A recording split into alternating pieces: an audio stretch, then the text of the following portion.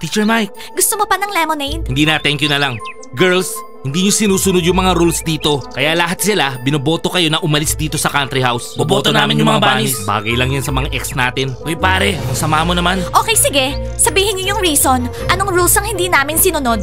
Bakit gusto niyo kaming paalisin dito? Yung mga basketball players yan. Galit sila sa atin. Sigurado. Relax lang kayo, wala na kaming pakialam sa inyo. Kailangan nyo nang umalis dito. Dahil yan sa mga friends ng weirdo, mga zombies. Ayan o, tingnan nyo, yung mga leeg nila, may kiss marks. Personal to. It's none of your business. Okay? Wala kayong karapatang paalisin kami dito. O gusto niyo tawagan ko yung parents ko. Wala na kayong magagawa. Teacher Mike. Girls, kailangan nyo na mag-impake. Nagbotohan na ang lahat, kailangan nyo nang umalis. Yay! Cool. Thank you, Teacher Mike. Thank you, Smiley. Akala ko pa naman minahal mo ko. Timur, noon pa alam ko na. Nagkukunwari ka lang. Let's go, girls.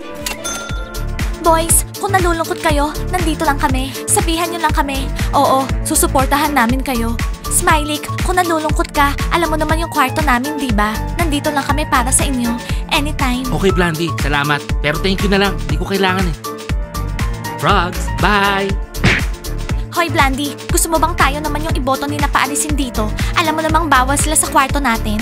Well, wala namang makakaalam, no? Sa atin na yung mga basketball players. Tara na.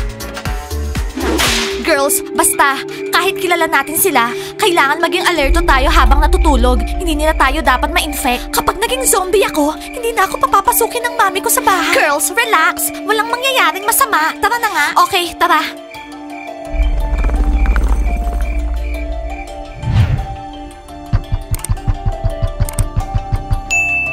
Baka mamaya si Salina yung mag-open ng door. Tatawagan natin yung mga kapatid niya. Relax ka lang. Oh, may tao. Sandali lang ha. Hindi! Akong magbubukas ng pinto. Wala akong tiwala sa inyo. Diyan lang kayo.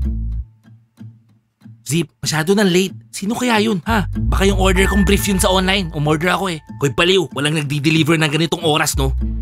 Boys, meron tayong bisita. Mag-ready kayo ng pagkain. Girls, pasok.